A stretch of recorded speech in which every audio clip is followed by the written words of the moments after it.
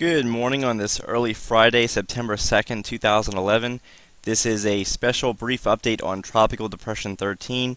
It is more than likely going to become a tropical storm within the next 24 hours, and we have some rather interesting model updates to provide you with, so let's get right on into it.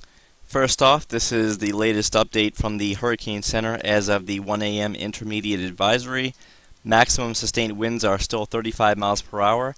And the center has been adjusted a little bit more toward the south. It's located at 26.3 degrees north, 91.5 degrees west, and the current movement is nearly stationary. Now, over the next 24 hours, notice that the Hurricane Center is still expecting a bit of a northwest progression here, which would take it due south of central Louisiana, and eventually we would expect to turn more toward the north-northeast into Morgan City, New Iberia, and possibly even Baton Rouge. And then finally, as we get all the way into Monday and even Tuesday, the storm is not really expected to move all that much. In fact, it's only supposed to be in southern Mississippi by this point. But notice the large cone of error, because technically this is the 5-day forecast zone, so the storm could be anywhere within this entire region within the next 5 days. But more importantly, just keep a close watch on that northwest forecast that the Hurricane Center is indicating, because there are some indications that this may not fully happen. Now, really quickly, this is the tropical model spaghetti plot, and we can see that the models have come into much better agreement with a gradual turn more toward the northeast, and unfortunately for residents along coastal Texas, there really aren't any models that show this taking a track into Texas anymore, and it looks like the trough coming down into the Appalachians will be strong enough to eventually pull this system toward the northeast, albeit it's going to be very slow to happen. But yeah, once again, Texas is going to avoid any beneficial rainfall, and you're going to stay dry for the most part. Now, this is the latest zoomed-in satellite imagery with the Hurricane Center track forecast overlaid, and there are a number of reasons that lead me to believe that the track forecast may have to be shifted ever so gradually more toward the east. First of all, we still have some westerly wind shear, and once again that is the main reason why all of the heaviest convection has been continuing to persist toward the east of the low-level circulation. Again, the low-level center is initialized somewhere around here, but one thing that we're going to have to closely monitor over the next 12 to 24 hours is if this low-level circulation would like to develop a little bit more toward the east underneath some of the higher and stronger convection, which is typically the case for sheared tropical cyclones. So naturally that could increase the chance of this coming in a little bit more toward New Orleans, or even possibly coastal Mississippi. I wouldn't even fully rule that out just yet. And once again, this is the latest water vapor image showing that we still have quite a bit of westerly wind shear. It is still forecast to relax with time, and therefore we could begin to see a little bit more steady strengthening as we go into the next 48 hours. But again, this is not just a threat to Louisiana. I think people have finally picked up on the major threat posed towards southeast Louisiana, including New Orleans, with that HBC forecast calling for an excess of 20 to 25 inches of rainfall.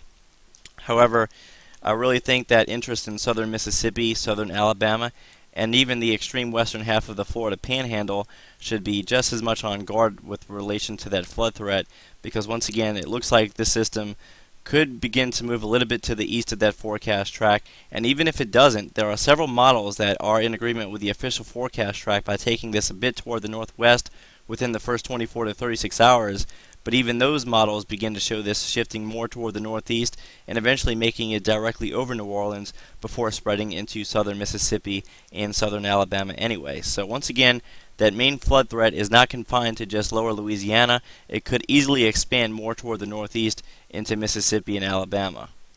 The latest 0Z ECMWF run, which just came out within the last 20 minutes, is a prime example.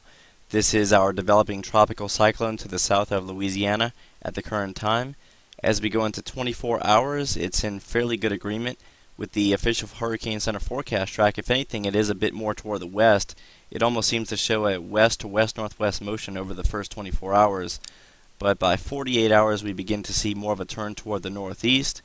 And by 72 hours, we see that the long wave trough is beginning to link up with the tropical cyclone over the northern Gulf. So that's going to help bring it even more toward the north. But keep in mind, this is a really slow-moving storm. Once again, this is by 72 hours, and the storm is just beginning to make landfall here to the southwest of New Orleans, near Houma, Louisiana, along with Grand Isle. And in fact, this is still showing some strengthening up until landfall, so we could be talking about a borderline Category 1 hurricane if you were to believe the European. And this is what I'm talking about for southern Mississippi and southern Alabama. Even with the storm being located to your southwest, you could already be getting some coastal flooding due to the constant onshore flow, along with some heavy rain from the outer bands. And as we go into day 4, notice that the storm is expected to actually move directly over you, and again, it's still maintaining the storm's integrity fairly well. We have a central pressure below 990 millibars by the looks of it, and the center is expected to pass over or very close to Mobile, Alabama on this run.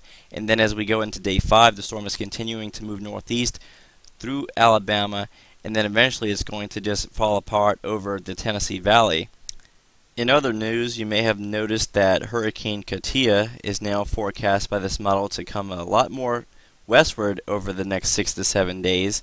This is now the 7-day forecast, and the storm is quite easily well to the southwest of Bermuda here. So this is much closer to the east coast United States than previous model runs had indicated, and we saw the same trend this morning with the latest 0Z GFS forecast. So we haven't completely forgotten about this storm just yet. As of right now, it still looks fairly likely that this storm will recurve to the east of the U.S. East Coast. But again, this is a 7-day forecast. This is what you're looking at. So there is still some time for things to change. And as always, here at 28storms.com, we will continue to monitor the latest on both of these systems. And this is the day 8 forecast. And as you can see, the storm has already rounded the western periphery of the Atlantic subtropical ridge. So it should continue to move more toward the north and eventually toward the northeast given this pattern. So this was simply a brief morning update, but that encompasses all of the latest information on Tropical Depression 13. Please stick with 28storms.com and the Hurricane Tracker app throughout this Labor Day weekend, as we will continue to have non-stop coverage on this developing landfall and flooding threat along the central Gulf Coast states.